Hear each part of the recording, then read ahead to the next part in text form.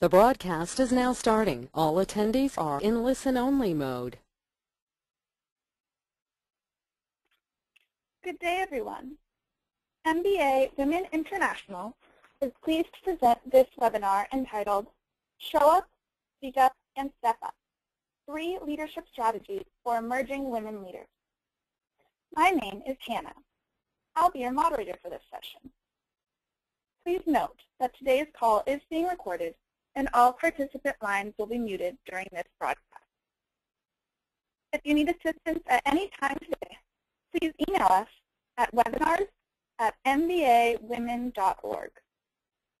This session will last 60 minutes and include a question and answer period at the end. However, feel free to pose a question at any time during today's presentation. You may enter a question by simply typing it into the question box on your control panel and then clicking the send button.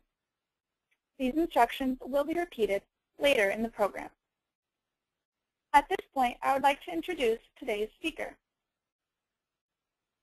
Fresh out of law school, Ellie Nieves cut her teeth in the high-stakes game of New York City politics. Often the youngest and many times the only woman sitting at the table, she earned a reputation as a much sought-after strategist. Through her unrelenting work ethic and natural leadership ability, she was recruited for campaign leadership roles such as New York State Political Director and Campaign Manager for national and citywide campaigns. Ellie eventually transitioned into the private sector and became an award-winning attorney for the Government Relations Department at MetLife, later working as Chief of Staff to the President of MetLife International. Today, Ellie is a leadership speaker, writer, and coach. She is also the founder and president of Leadership Strategies for Women. Ellie works with and speaks for companies, organizations, and associations that want to develop their emerging leaders into effective managers and executives. She also coaches women who want to achieve more, both personally and professionally.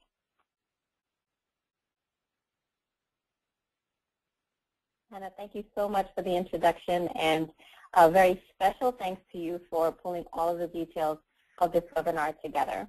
And welcome everyone to Show Up, Speak Up, and Step Up, 3 Leadership Strategies for Emerging Women Leaders. I'm excited about working with MBA Women International, an organization that for 30 years has been dedicated to assisting women to accelerate into leadership positions in business and enhancing diversity in the workforce worldwide. I'm doubly excited to be participating because I too am an MBA student. I'm currently enrolled in my first year at the NYU Stern School of Business Executive MBA program. So it's an honor to be able to be part of the work that MBA Women International is doing, and I hope that you will benefit from today's webinar. Now, as a leadership strategist, I spend a lot of time researching and reading about women's leadership. But the reality is that a lot of the challenges and leadership strategies that I'm going to share with you today are based on my own personal experiences working in politics and in the business world. So my goal today is to provide you with the tools, the techniques, and the leadership strategies that will help you to thrive both personally and professionally. My mission is to inspire, motivate, and challenge you to achieve your best. To begin our presentation, let's look at some statistics. The statistics that I'm referring to during this webinar come from the 2013 Catalyst Report on Women in Business in the United States. For those of you not familiar with Catalyst, Catalyst is a leading nonprofit organization that focuses on expanding opportunities for women in business. The organization releases annual statistics and reports on the advancement of women in the workplace. The study that I'm showing you now, this pyramid on the screen, shows that women comprise 46.9% of the U.S. workforce. Yet only 4.2% of those women are CEOs in Fortune 500 companies. Only 8.1% are among the top earners in the workforce.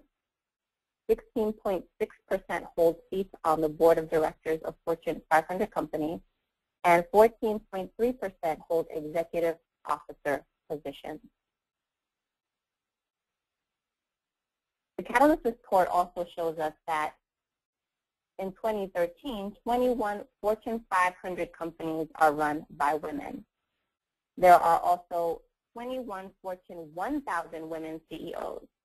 And these numbers have increased since 2011. In 2011, there were only 14 women Fortune 500 CEOs. But let's keep all this in perspective, because when you think about it as a whole, out of the top 1,000 companies, only 42 women sit at the very top. In 2012, women held 16.6% of board seats, and in both 2011 and 2012, less than one-fifth of companies had 25% or more women directors, while one-tenth had no women directors on their boards at all. So let's go back to our pyramid. Interestingly, women comprise 51.5% of management, professional, and related positions. So clearly, women have leadership and management abilities. And because we're predominantly MBAs on the line here, I'm going to just share some MBA statistics with you. Women in the U.S. earned 35.9% of MBAs between 2011 and 2012. So why aren't more of us climbing into that 14.3% of executive officer positions? And this begs the question, what are some of the leadership challenges that women face in the workplace? So what is leadership? Let's talk about leadership. According to the Oxford Reference Dictionary, leadership is the act of leading a group of people or an organization. Now, this is a very accurate and concise definition, but the road to actually leading a group or an organization is not so tidy, and it's definitely not so well packaged. You see, the key to leadership is influence. And the development of influence boils down to two things in my book. It boils down to strategy, and it boils down to relationships. We're going to address relationships later in the presentation, but I want to stress the importance of strategy. Your personal and professional success requires that you be strategic. It's the reason why I named my company Leadership Strategies for Women. One of the most important skills that I learned during my time in politics was that I needed to be strategic. Everything was about strategy. I once served as campaign manager for a citywide campaign for a candidate who was running for mayor. And as a political strategist, I spent a lot of time observing and learning about political dynamics in different parts of the city. I mapped out who the formal leaders were and what their titles were. You know, elected officials, heads of labor unions and constituent groups. And I mapped out who the informal leaders were, people who didn't have titles, but were influential and could turn a tide for or against my candidate.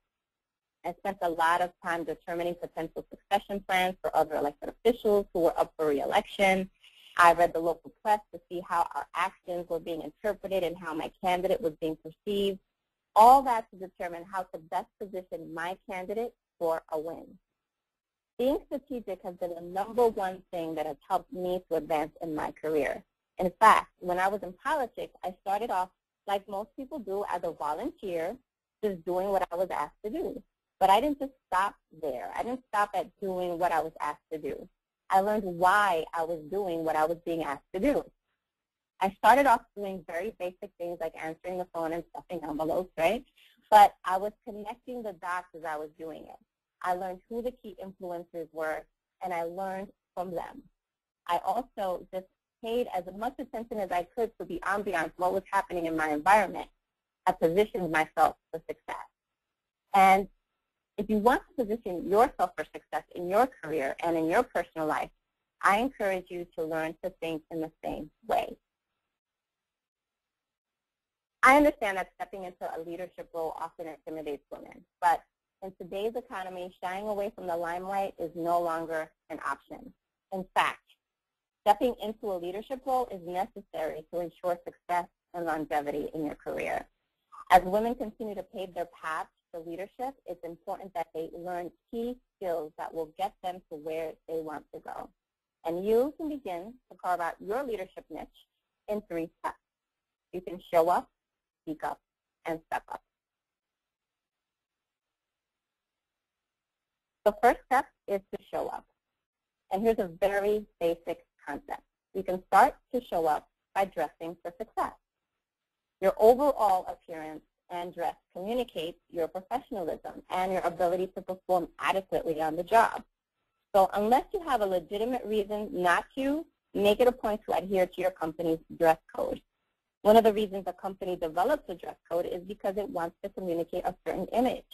When you disregard that policy, you're communicating that you are not a team player. Moreover, you should make it a point to always dress professionally and neatly, even on business casual days. Another thing you can do when you show up is just to communicate self-confidence. Your body language speaks loud and clear long before you open your mouth to say a word. The way you carry yourself sends a strong message about who you are and about how you feel about yourself. Your presence and your demeanor communicate self-confidence. You can start to communicate self-confidence by watching your posture, just holding your chin up, your shoulders back, feet 12 inches apart with your weight evenly distributed on both feet, and then feel relaxed and comfortable in your own skin. Own who you are.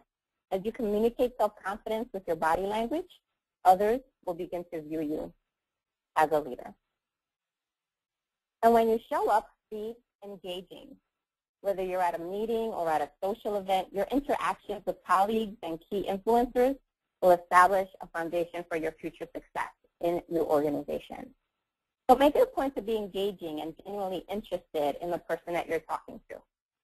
Dale Carnegie was a master at building relationships, and he said it best when he wrote the 6 ways to make people like you in his book, How to Win Friends and Influence People. And here are the 6 ways. 1, become genuinely interested in other people. 2, smile. When you smile, you invite the other person into a conversation with you.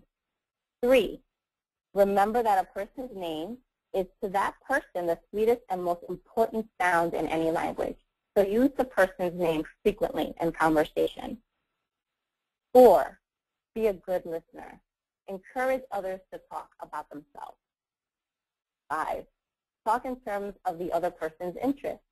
Don't just talk about the things that interest you. 6, make the other person feel important and do it sincerely. So if you follow through on dressing for success, communicating self-confidence, and being engaging, you will be sure to make an impression the next time that you show up. Now, I know that this can also be especially challenging for introverts, but there is hope for introverts. According to a survey conducted by theladders.com, 65% of 1,542 senior managers see introversion as an impediment to reaching higher management levels. And that's because flamboyant, talkative, or exuberant extroverted employees can catch management's eye, and they tend to be well known around the office.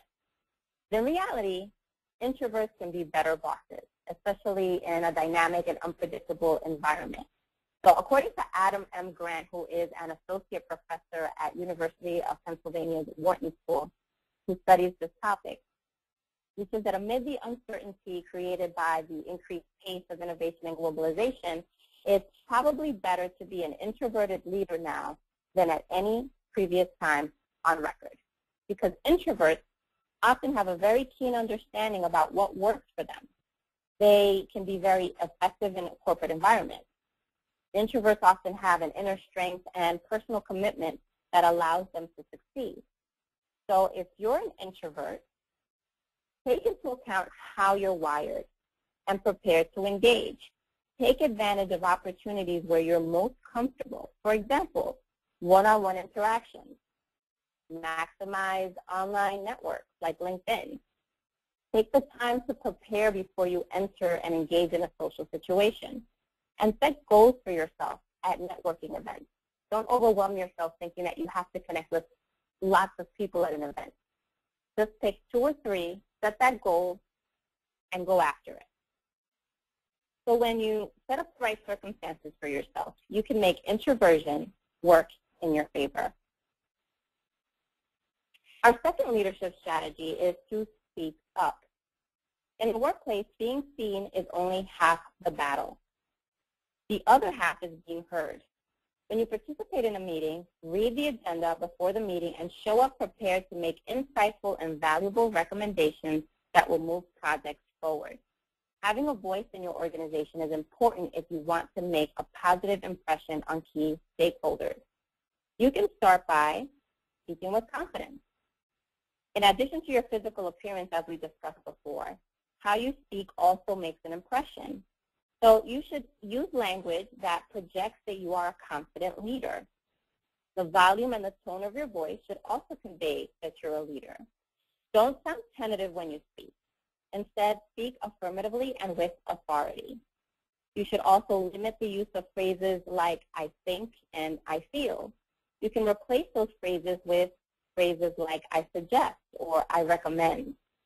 If you're in a meeting where others are dominating the discussion, don't always wait for everyone to finish speaking before you chime in. You may never get the opportunity. Be ready to politely but firmly interject. Another way to speak up is to speak about your accomplishments. Many women miss out on leadership opportunities because they're uncomfortable with self-promotion. They think that self-promotion is bragging, but self-promoting and bragging are two different things. Bragging is ego-driven. Self-promotion is accomplishment-driven. So my advice is that you find or create opportunities where you can update key stakeholders about your contributions to successful projects. For example, speak about your accomplishments during your performance evaluation with your manager or at a status update meeting. You may even find an opportunity to share a memo that is widely circulated throughout your organization or maybe in a newsletter. And lastly, when you speak to influence. Don't just speak for the sake of speaking.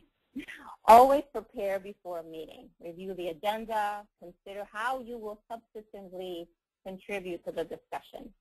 Perhaps you will make recommendations to a project or ask questions that will clarify a point. You may even affirm someone else's point of view or offer a different viewpoint. Whatever your contribution is, be thoughtful about what you say and how you say it. In addition, understand that using too many words can kill the effectiveness of what you're communicating. Use fewer words and get to the point. Remember that every word you speak will help to build your credibility before your peers. And as we talk about speaking up, it's important to address communicating effectively across your organization. One of the most important skills that you can learn as an emerging woman leader is to communicate across your organization.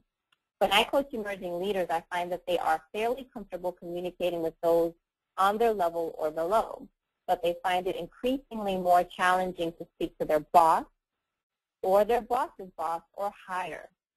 If this is the case for you, you are not alone. But you must understand that if you want to get ahead, learning to communicate across your organization is essential. One way to effectively communicate across your organization is to speak the language of the person that you're speaking to. So the higher up someone is in an organization, the more they're concerned with the big picture and the bottom line.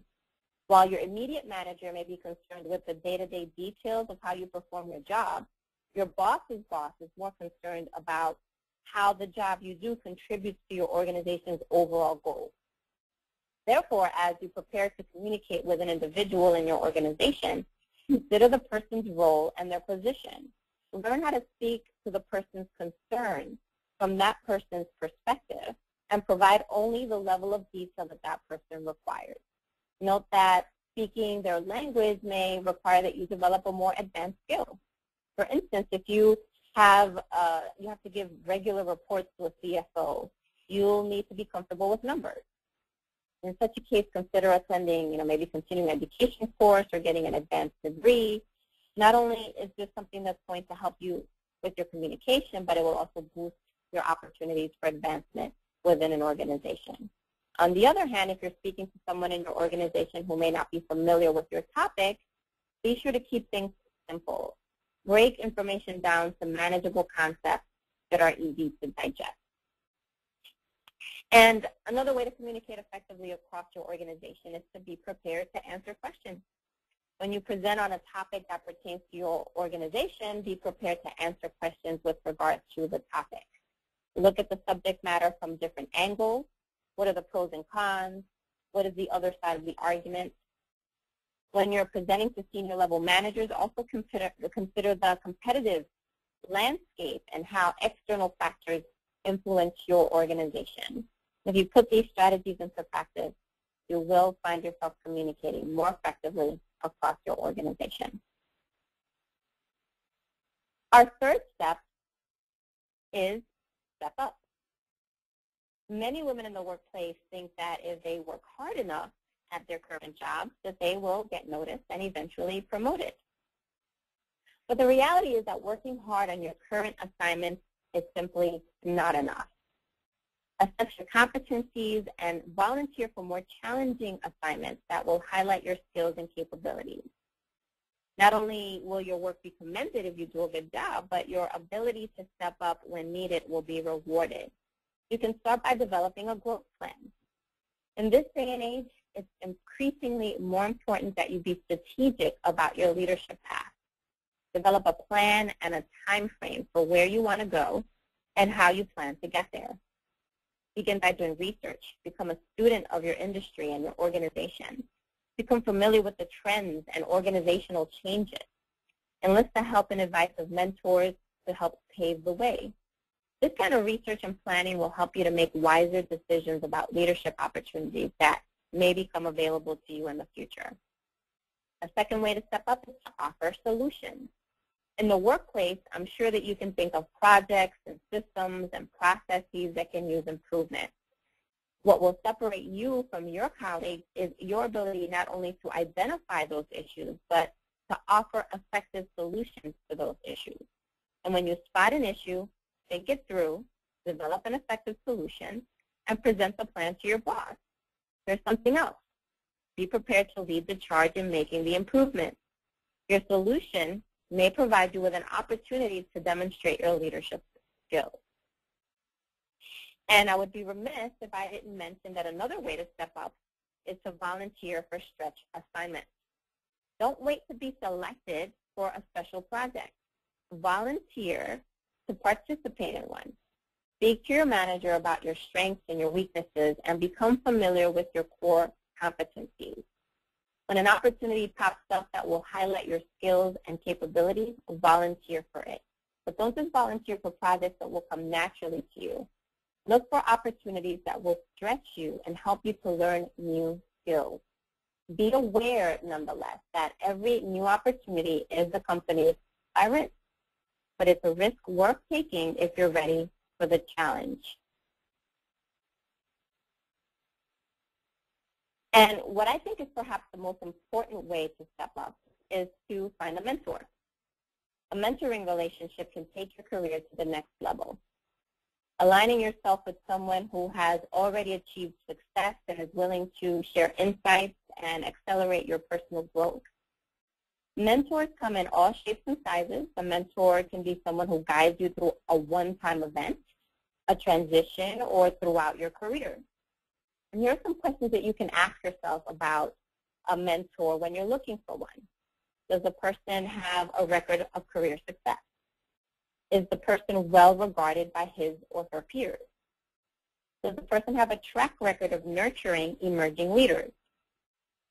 Is the person willing to invest his or her time sharing personal experiences with you? Is the person willing to share connections and other resources with you? And lastly, another way to step up is to get a coach. A coaching relationship can also take your career to the next level. Coaching will require that you invest both your time and your money. Coaching offers you a personalized approach and helps you to align your goals with your values and keeps you focused on achieving your best.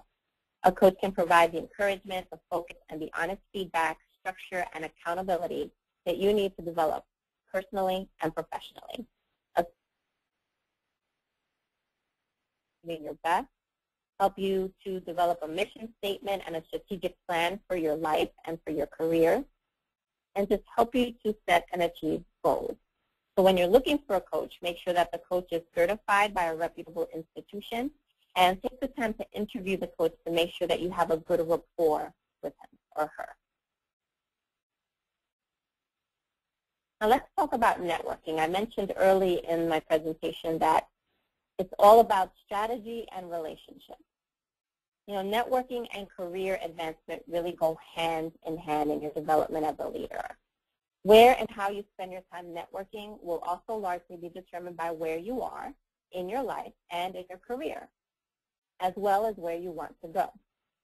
So where you are in your career is just one of the factors that you should consider in planning your networking strategy. So for example, if you're early in your career, you should invest in professional associations.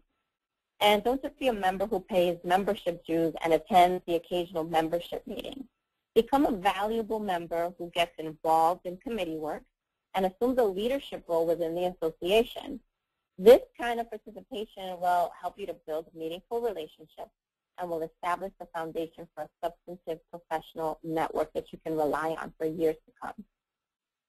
If you're in the mid-level of your career, it's important that you spend an increasing amount of time building relationships within your organization, especially if you've determined that you want to grow into a leadership role where you currently work. Become intimately familiar with the key influencers who, become intimately familiar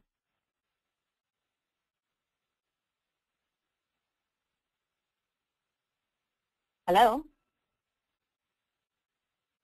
Hello?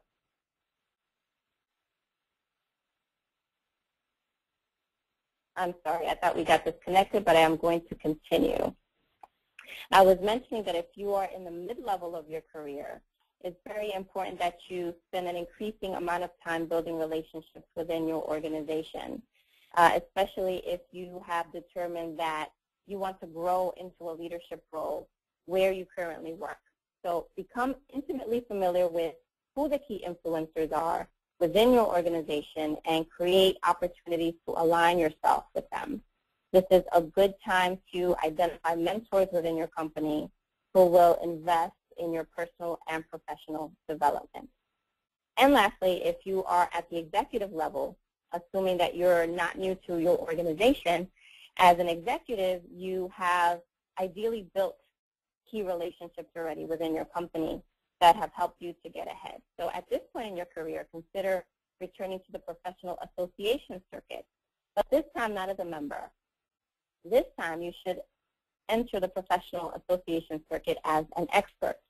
You should look to increase your value to your company by contributing to the discourse in the industry. Not only will this enhance your personal brand, but it will also help to strengthen your company's position and presence in the marketplace.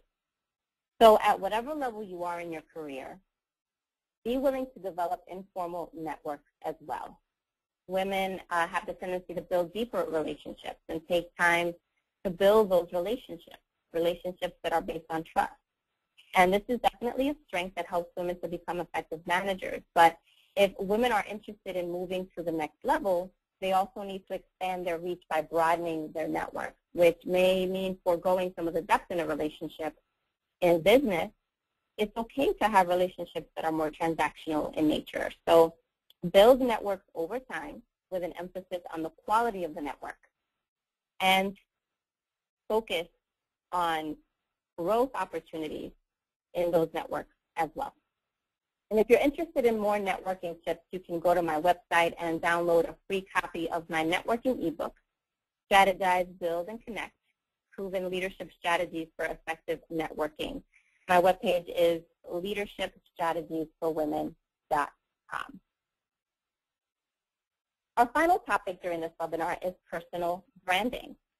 In today's economy, personal branding is more important than ever.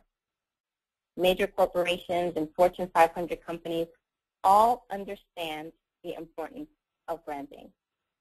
Branding helps you to identify a product and know what it stands for. And when we talk about personal branding, we're talking about creating a personal marketing campaign that helps you to stand out above the rest.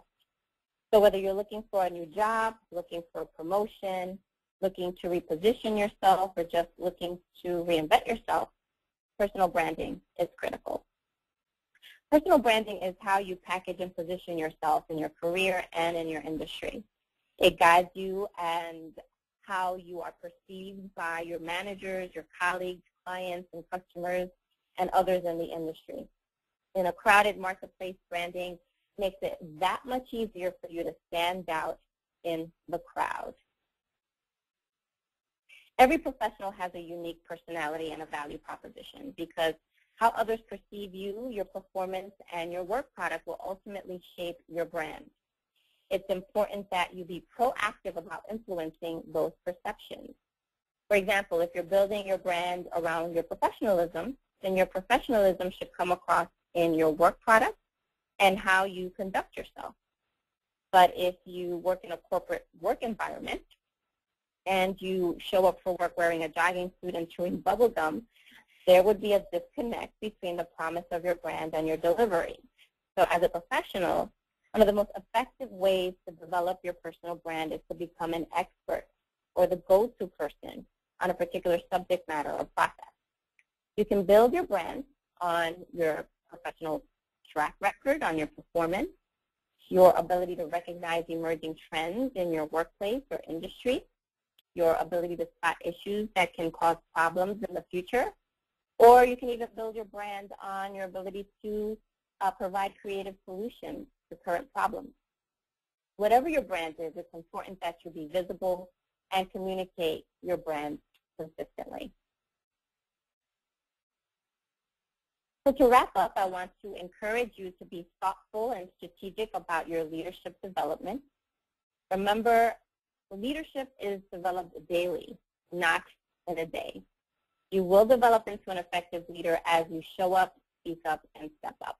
If you show up, speak up, and step up, it's likely that you will not only make valuable contributions to your work team, but that you will also begin to carve out a larger leadership for yourself in your organization.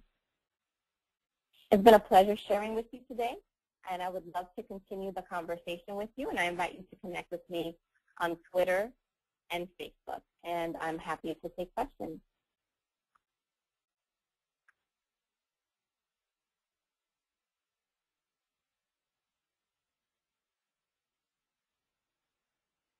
Thank you, Ellie. Thank We will you, now Hannah. begin the question and answer portion. Please type your questions into the question box on your control panel and then press send. Once you have done this, I will read them aloud and Ellie will answer them.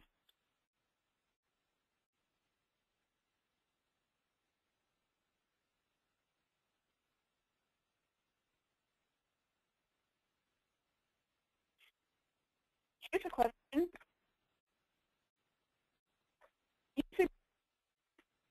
Not necessarily waiting for everyone to finish speaking before you interject. Do you have any suggestions on how to do this without seeming pushy or rude? Sure. When I mentioned about the tone of your voice being important, how you interject with the tone of your voice I think is also very important. And one of the things I also mentioned while I was doing my presentation about being engaging and just even smiling, how we come across during meetings, even if there's, like, let's say, a situation where maybe people are agitated in the room, you know, you want to be the calm voice, you want to be able to interject, but you want to interject with a calm voice. Always calm, whether people are agitated or whether people are just having a nice informal conversation. The tone of your voice will be very important when you do interject. So it's okay to say, excuse me, and just start speaking when someone else is speaking, and just say, oh, there's one point that I would like to make. Or even, let's say that we've even gotten off the topic, people have continued to talk and have a conversation, you can still say, I would like to bring this point back to the time we were talking about this in the conversation. Or this just came to me, and I would like to add this to our discussion about whatever it is that you were talking about. So be mindful about your voice, the tone of your voice when you interject. And I think the tone is probably the most important thing in interjecting. Great, thank you. How can you establish a reputation in the company within the first 90 days? I think that's a great question, and I love that you use the word reputation. We talk about personal branding a lot, but personal branding is really about that. It's really about a reputation. And a reputation is something that you are responsible for. It's something that you create based on your actions, your behavior, and your performance. Your first 90 days at a company are probably one of the most important days in your company because that's the time for you to establish yourself, establish who you are and who you're going to be moving forward. The best thing you can do during those formative days on the first job is to meet as many people as possible. You want to make sure that you connect with the right people. Get your hands on the organizational chart for your organization.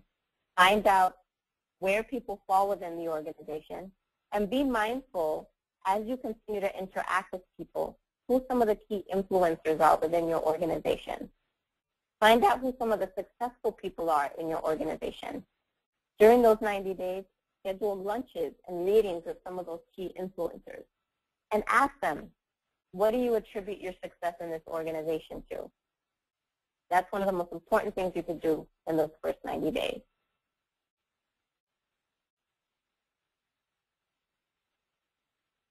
Great advice. Thank you. I'm working in a small organization. What are the best strategies to join a large one? I'm a mid-level professional. One of the best strategies is, one, make sure you have a really strong resume. The skills that you've acquired in a small organization are easily transferable to a larger organization. And oftentimes, larger organizations are looking to see what your success track record has been. And you want to make sure that you're able to capture that succinctly, but also very clearly in a resume. Because the resume is usually one of the first pieces that are seen in order to evaluate who you are and to demonstrate that you are a suitable candidate for that organization.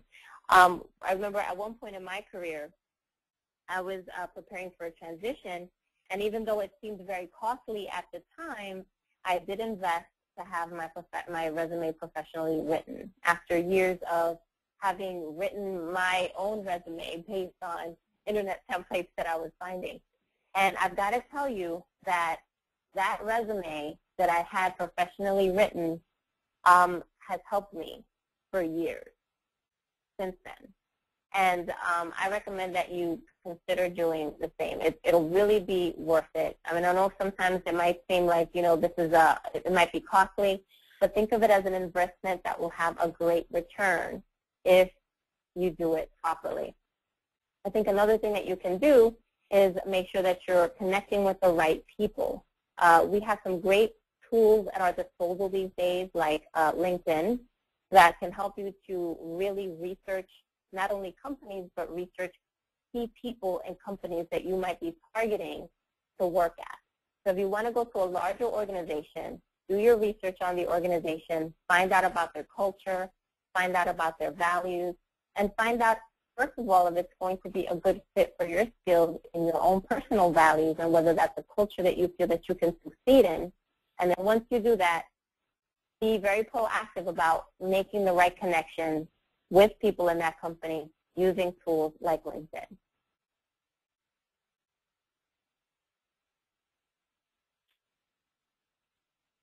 Great, thank you. What advantages do women leaders have in comparison with men leaders? One of the advantages I mentioned during the presentation is our ability to build relationships at a more deeper level. I think that's key, especially as a manager, to be able to be empathetic and sympathetic to people that are working with you and people that are working for you. I think another key advantage that women have, and this has been shown to bear in research that's been done with women who sit on corporate boards, is that women tend to really be studious about issues, and they really put their best foot forward when it comes to preparing for meetings and preparing for presentations. And many people have found that women that sit on corporate boards put in the extra time to be knowledgeable, and that knowledge is really important when it comes to the success of those boards. So women, one, are key when it comes to relationship building and also when it comes to preparation and developing appropriate skills.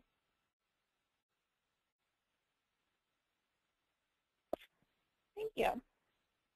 At work, male coworkers tend to dominate running the meeting. How can female managers get more involved in facilitating? One of the things I mentioned during the presentation is when you go to a meeting, make sure you do all the legwork in advance. I remember being in a corporate setting once and finding myself at a disadvantage because I would receive an agenda, and just like most people do, you print out the agenda or you just show up to the meeting not really reading the agenda, or you just kind of go and then you're not ready for the discussion. Or you might be caught behind the 8 ball because you don't have the necessarily background so that you can really meaningfully participate in the discussion. I learned very quickly, just as the question said, that men can dominate conversations. So I learned that I needed to be prepared before I entered a meeting. So now it's always a point, I always make it a point to prepare in advance of the meeting. If I see something on an agenda that I'm not familiar with, I reach out to the person that wrote the agenda and ask them for background. If I have to do any additional research prior to the meeting, I do it myself. So that when I go to the meeting, I'm prepared to have a discussion. And, you know, preparation is really important when it comes to just feeling confident enough to interject during a meeting and provide substantive comments and viewpoints during a meeting. And not only during a meeting, but just in your overall career. Always find time to prepare before you enter a professional setting. So I think that the more prepared you are before you enter a meeting, the more confident you'll be about making a substantive contribution. And then remember again the tone of your voice and not being afraid to interject.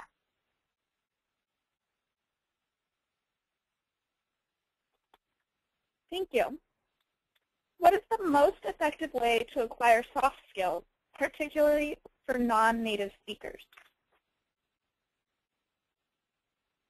Soft skills are super important. I mentioned during the presentation Dale Carnegie's 6 ways to build relationships.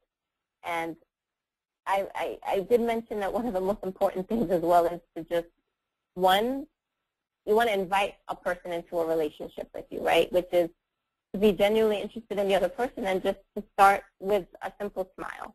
And I don't want this to just be taken for granted. You know, we enter situations every day in the workplace. You know, everyone knows you go into an office and sometimes there's somebody who looks like they're having a bad day and maybe they're not smiling and maybe they look past you and maybe you might take that personally, and then sometimes something as small as that can create an uncomfortable situation in the workplace. But you usually want to be around people that are smiling and are welcoming and are looking like they want to have some sort of a connection with you. So take the time, even if you're a non-native speaker, take the time to look friendly. When you look friendly, when you go out of your way to make a connection with someone, it opens a door. And most people want that. And don't always wait for someone else to initiate. You be the person to initiate. That's why I like to use the word invite, because it's up to you to be proactive about creating that bridge for you and that person to connect. So be proactive, start with a smile, extend yourself to that person, and whether you're a native speaker or not, you'll see that if you are open to a relationship, people are willing to connect with you, whether you can speak the language or whether you can't. It's just a matter of you extending yourself and being open to a relationship.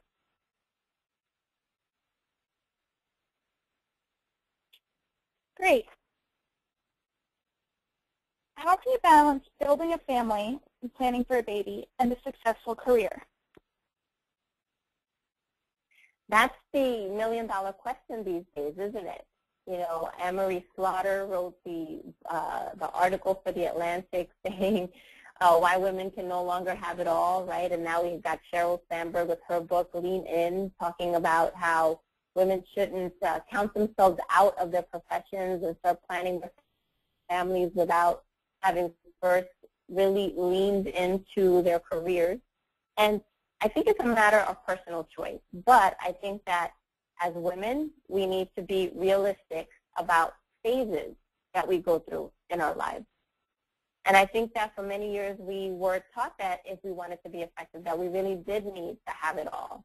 And I am really thankful that Emily Slaughter wrote that article in The Atlantic, because it really has opened up the discussion for women to continue to think about what is important for them in their careers and for their families. And I've got to be honest with you, I really believe that if you are going through a pregnancy or if your child is in their early stages of development, that it's important that you be there for your family. I think it's important that you be there during those formative years and that you make those important connections. And these days, you've got workplaces that have become increasingly more flexible in offering opportunities for women who are in those kind of situations, or offering them the opportunity to still continue to grow within an organization, and that something like child rearing or making family choices is not going to be something that hinders your career. And when I mentioned very, very early on about how we need to be strategic, I believe that also really researching a company, understanding its culture, understanding that company's values is key, so that we know whether that's a place that we want to work at that's going to promote not only, you know, just working, but it's also going to promote our work-life balance. I was reading a presentation today, in fact, from the HubSpot, and they were talking about their values in their presentation, and they wrote, one of their values is, we believe in work plus life, not work versus life. And that's great to see that a company puts something out there like that, a value out there like that, because then that, for me, would probably encourage me to want to look at a company like the HubSpot for employment. So consider those things. Don't feel like you always have to be locked into a particular company's choices. You have choices as well, and you should be proactive about determining what those choices are for you and your family when you choose a company.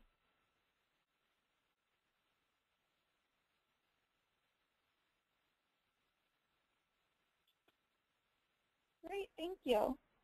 It looks like all the questions we have for now. We'll give everyone a few minutes just to enter their last-minute questions if they have any.